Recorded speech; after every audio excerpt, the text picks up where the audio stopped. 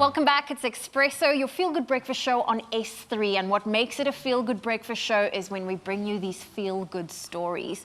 Now, in high-risk areas, a sad reality is that many parents cannot afford to buy their children school shoes.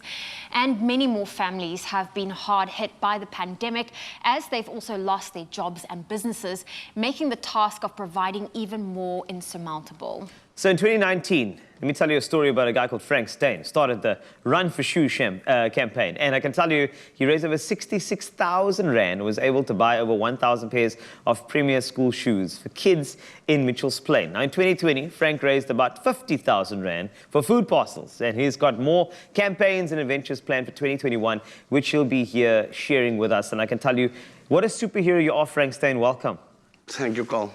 Sure. I just saw the numbers there, 66,000, 50,000. 1,000 pairs of shoes. I know, it's crazy. It is incredible, but I know you're working on quite a few projects. So let's start off with Running for Shoes, your Run for Shoes campaign.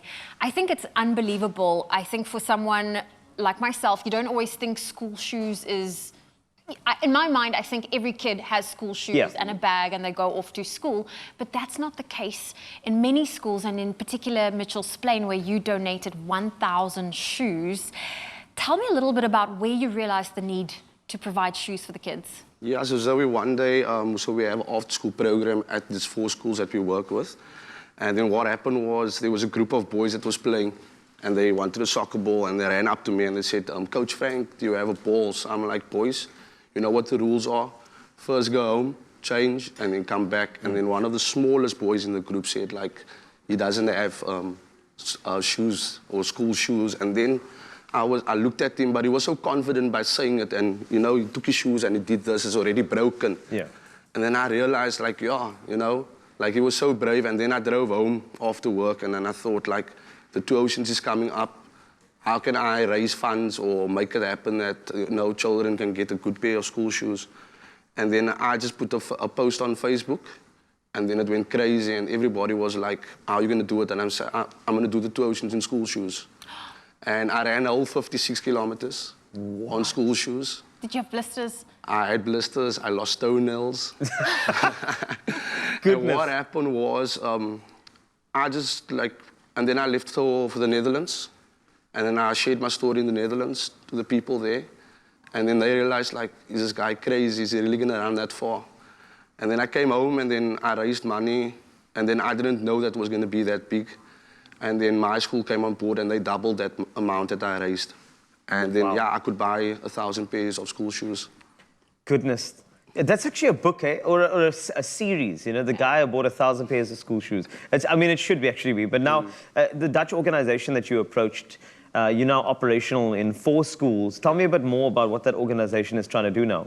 Okay, so what we do is we have in-school physical education. Yeah. We cover the physical education part of the WCD or the DBE life skills part. And then we have after-school program as well. So in our after-school program, we have music programs, dance programs, and then like just creative arts, and then, you know, kids just come after school and they play games like free play. That's great. That is incredible. Wow. That is incredible. And I know that in 2020, just last year, you also raised 50,000 Rand for food parcels. How many families were you able to help with that? So with the food parcels initiative, what happened was I then also ran a 56 kilometer on that, also on school shoes again, because what happened was 2 Oceans was cancelled due to the pandemic. Then what happened was we raised funds. So myself and someone in the Netherlands, Leslie Pagaman, and he ran a 56, and then we combined. So what happened was we could then feed almost more than 1,000, almost 2,000 families for almost 3-4 weeks. So what happened was the parcel that was given to the families could sustain them for almost 4 weeks. Incredible stuff. And you know what? It's not only school shoes, okay? So, I mean, I do my research, so I Googled you. And I found out that you also could donate 2,000 sanitary towels as well with regard to a couple of prayer runs that you did. Clearly, you're a person who is driven to run as many of these, excuse the pun, run as many of these operations as possible to ensure that people are alleviated from whatever poverty situation they find themselves in. If there's somebody watching right now, a big business that looks at you and says, I like this guy. Yeah. How do we get involved? How do we help you make a bigger difference in your community and beyond? Yeah, so what they can get my contact, it's fstein87@gmail.com. Yeah. And then also they can WhatsApp me on 081-4957-132. Wow. There we go. Well, Frank, thank you so much for joining us this morning and for sharing all the amazing projects that you're doing. So make sure you reach out to Frank at fstein87@gmail.com. And please, let's support as many of your runs so that you can buy more school shoes for the kids, which is an amazing initiative.